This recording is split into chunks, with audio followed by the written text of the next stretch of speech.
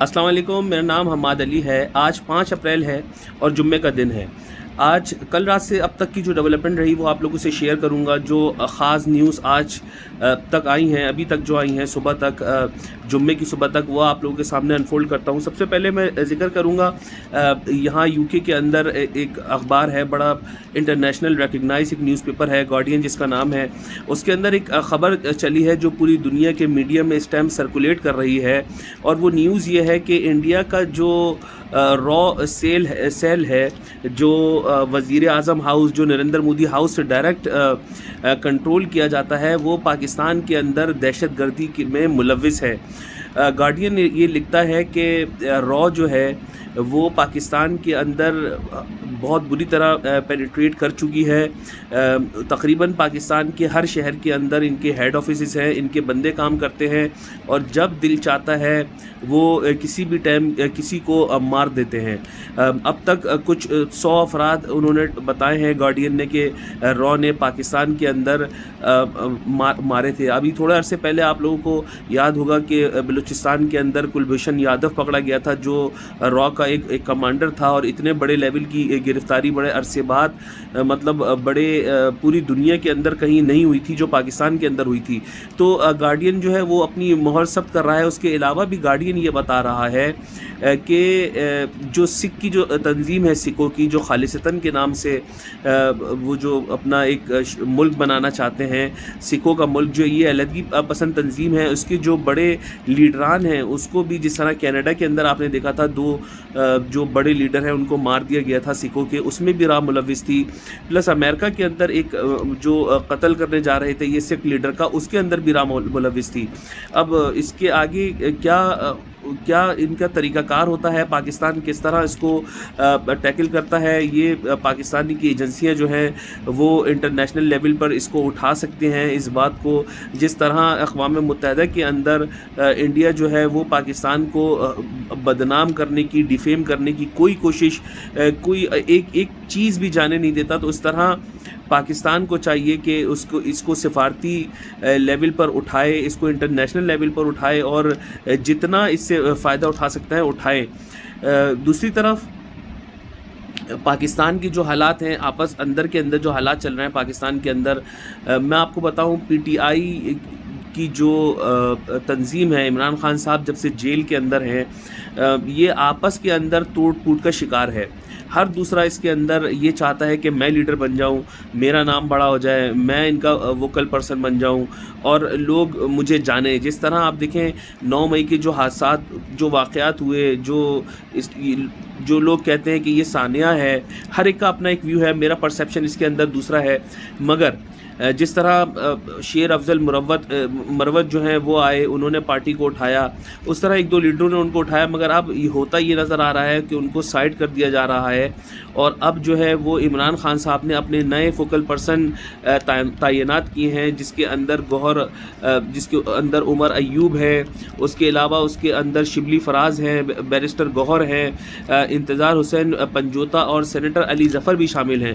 اب یہ لوگ جو ہوں گے وہ PTI کے اور عمران خان کے فوکل پرسن ہوں گے۔ اب جو بھی PTI کی جو اسٹیٹمنٹ آئے گا وہ ان لوگوں سے آئے گا تو ویریفائڈ ہوگا، اس کے علاوہ اس کی کوئی ویریفیکیشن نہیں ہوگی۔ اس طرف جو شیر افضل مروت ہیں انہوں نے اس بات کو ماننے سے انکار کر دیا ہے، انہوں نے کہا ہے کہ ابھی تک مجھے اس طرح کی کوئی آرڈرز نہیں ملے ہیں۔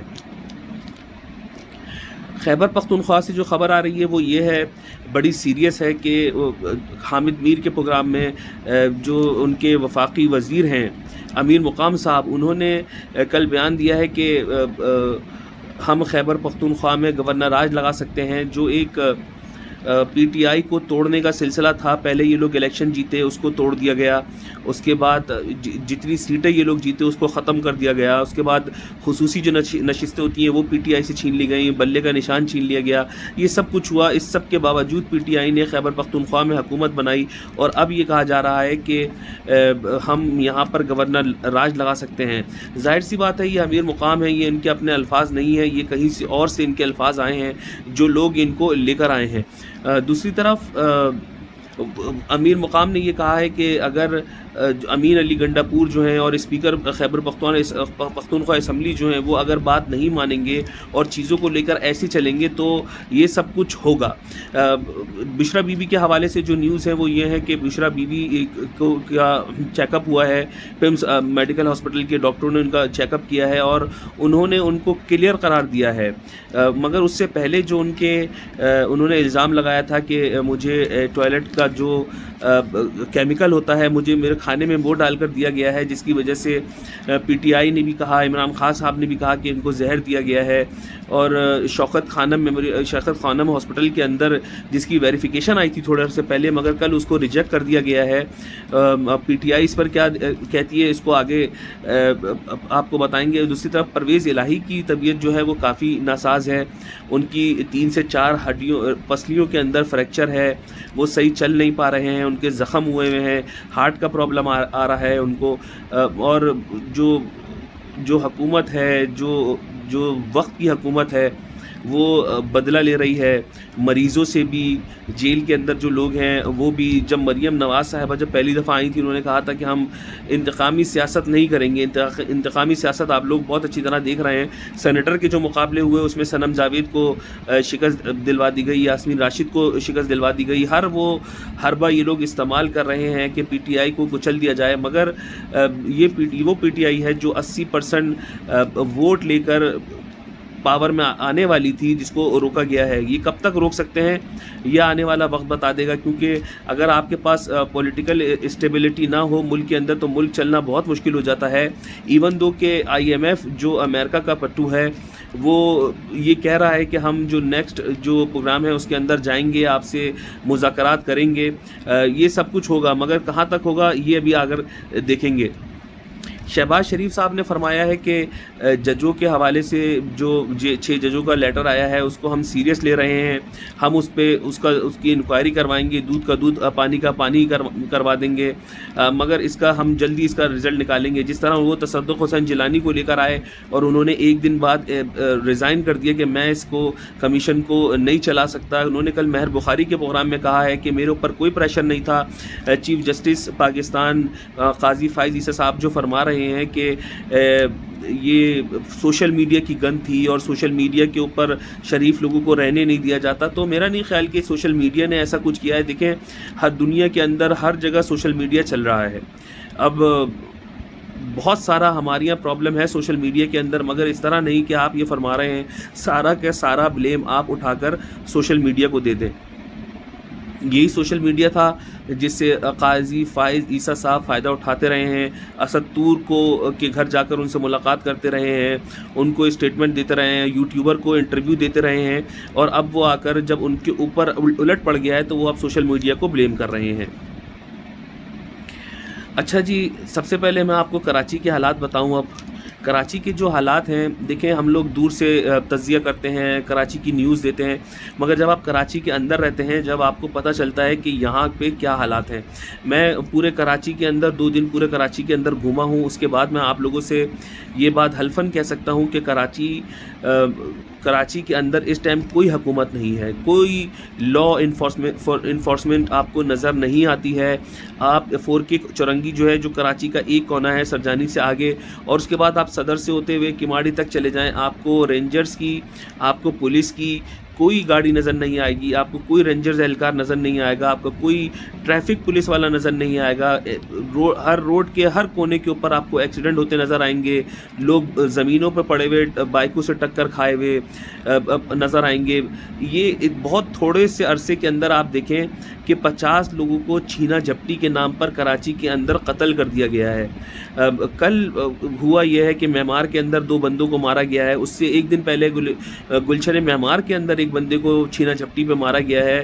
آپ یہ سمجھیں کہ کراچی اس ٹائم ٹوٹل لاوارث ہے، یہاں کوئی حکومت ایگزسٹ نہیں کرتی ہے، کوئی لا انفورسمنٹ نہیں ہے۔ دوسری طرف میں آپ کو بتاؤں کراچی کے اندر الیکٹرک کا جو مسئلہ تھا، یہاں جو بجلی نہیں آتی تھی پھر رمضانوں سے تھوڑا پہلے ہوا یہ کہ یہاں گیس جانا شروع ہو گئی. گیس جو ہے وہ رات کو پہلے 10 بجے چلے جایا کرتی تھی, پورے دن رہا کرتی تھی, اور پھر دوسرے دن صبح آتی تھی 7 بجے یا 6 بجے. مگر اب یہ ہو رہا ہے کہ خالی 3 گھنٹے صبح میں گیس آتی ہے اور شام میں 3 گھنٹے گیس آتی ہے. سحری کا ٹائم جو ہے وہ پیچھے جا رہا ہے, مگر لوگ جو ہیں وہ 4 بجے تک کا ویٹ کرتے ہیں کہ کسی طرح گیس آئے تو پھر اپنے کھانے پینے کا انتظام کریں. یہ اس ٹائم کراچی کے حالات ہیں. اس کے اوپر اب ہونا یہ شروع ہو گیا ہے کہ کراچی کے اندر اب پانی کا کال بھی پڑنا شروع ہو گیا ہے.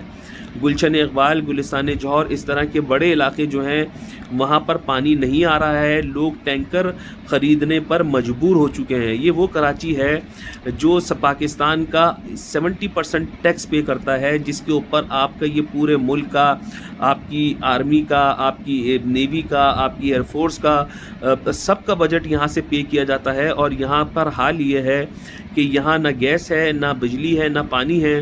لوگوں کے اندر اتنا شدید خوف و ہراس ہے کہ راتوں کو اندر مغرب اور عشاء کے بعد گھروں سے نکلنے پر, گھروں میں رہنے پر مجبور ہو جاتے ہیں. وہ ڈرتے ہیں کہ یہاں پر کوئی رمضانوں کے اندر 16 سے 18 لوگوں کو چھینا جھپٹی والوں نے شہید کر دیا ہے. FIR کٹتی ہے. صوبائی وزیر داخلہ کہتے ہیں کہ یہاں سب اوکے ہے, یہاں پر کوئی پریشانی نہیں ہے. تو یہ کراچی پاکستان کا شہر ہے, سب سے بڑا شہر ہے, تقریباً اس کی آبادی 3 کروڑ ہے, مگر یہاں پرسان حال کوئی نہیں ہے. چاہے MQM ہو, چاہے PTI ہو, چاہے پیپلز پارٹی ہو, یہاں سب اپنا پیسہ بنانے میں لگے ہیں اور یہاں کے لوگ جو ہیں وہ لاوارث ہیں. ہوپ فلی کہ میری بات اعلیٰ لوگوں تک, عہدیداران تک جائے گی, وہ اس پہ اسٹیپ لیں گے, وہ باہر آئیں گے, وہ کراچی کے لوگوں کو پروٹیکٹ کریں گے کہ لوگ کھل کر کم از کم عید کی شاپنگ کر سکیں. اچھا جی, لاسٹ ناٹ لیسٹ, غزہ کے اندر میں آپ کو بتاؤں دوبارہ, یہ ایک نیوز آئی ہے کہ AI کی مدد سے وہاں پر جو ٹارگیٹڈ کیے گئے ہیں غزہ کے اندر, تقریباً 35,000 لوگ شہید ہو چکے ہیں, جس میں سے 16,000 سے زیادہ بچے ہیں. اب وہاں پر ایک اسٹیمیٹ آیا ہے کہ $18 بلین کا لاس ہوا ہے اور 35,000 سے زیادہ لوگ شہید ہو چکے ہیں. اور ایز یوزول کے 57 مسلم ممالک آنکھیں بند کر کے بیٹھے ہوئے ہیں کہ ہم لوگ سیف ہیں. دیکھتے ہیں یہ آگ ان کے گھروں تک کب جاتی ہے, جب شاید ان لوگوں کو کچھ احساس ہو. UAE نے بڑی مہربانی یہ کی ہے کہ اپنے تعلقات جو ہیں, سفارتی تعلقات جو ہیں, وہ اسرائیل سے ختم کر دیے ہیں, اور اس سے ہونا کچھ بھی نہیں ہے. اب تک کی تازہ ترین یہی تھی. انشاءاللہ العظیم جو اپڈیٹ آتی رہیں گی میں آپ لوگوں کو انفارم کرتا رہوں گا. کراچی کے حوالے سے میں آپ کو پھر انشاءاللہ العظیم یہاں چکر لگاؤں گا, یہاں لوگوں سے ملوں گا, یہاں پر آپ کو مہنگائی کے حالات بتاؤں گا. ہو سکتا ہے میں آپ لوگوں کے ساتھ لائیو جاؤں اور آپ لوگوں کو کراچی کے حالات لائیو دکھاؤں. جب تک اپنا خیال رکھیے گا, جہاں رہیں خوش رہیں. السلام علیکم.